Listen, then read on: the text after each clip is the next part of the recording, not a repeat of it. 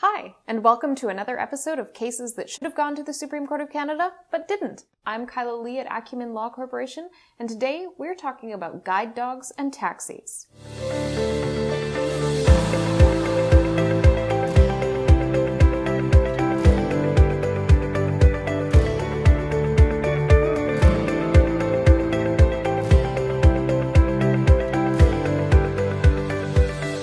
Cases that should have gone to the Supreme Court of Canada, but didn't.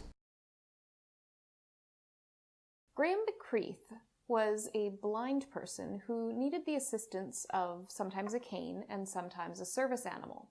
When he called for a taxi, the taxi driver refused him service on the basis of the fact that the driver was allergic to dogs. The driver contacted another taxi, and another taxi arrived within a couple minutes, and Mr. McCreath made it to his destination. He filed a complaint with the BC Human Rights Tribunal, arguing that his human rights had been violated on the basis of the taxi company's refusal to provide him with service, given that he needed a guide dog to accommodate his disability. He lost. That decision was appealed. It was upheld on appeal and again on appeal, and the Supreme Court of Canada recently denied leave to appeal. But this case raises a really interesting issue of balancing charter rights.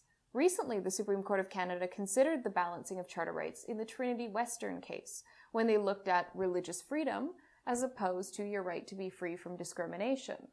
This case balanced the charter rights of two separate individuals with disabilities, Mr. McCreath, who was blind, and the taxi driver, who had an animal allergy.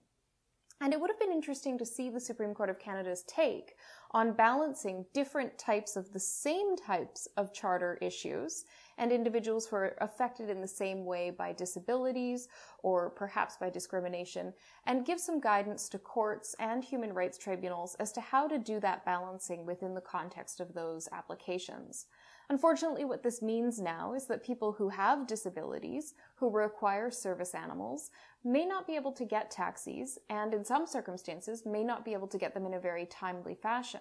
Mr. McCreath was lucky because he was able to get a taxi quickly. But what happens to the next person who has to wait 15 minutes or 20 minutes or an hour for a taxi with a driver who will take an animal?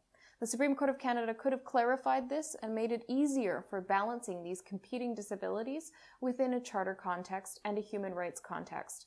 They missed the mark on this one, and it'll take another day before we know how to balance competing disabilities in a charter analysis. You're watching Cases That Should Have Gone to the Supreme Court of Canada, but didn't. Thanks for tuning in to this episode of Cases That Should Have Gone to the Supreme Court of Canada but Didn't. I'm Kyla Lee at Acumen Law Corporation. Please like, subscribe, and follow Brazen Bull Creative, who helped to produce and put together these videos.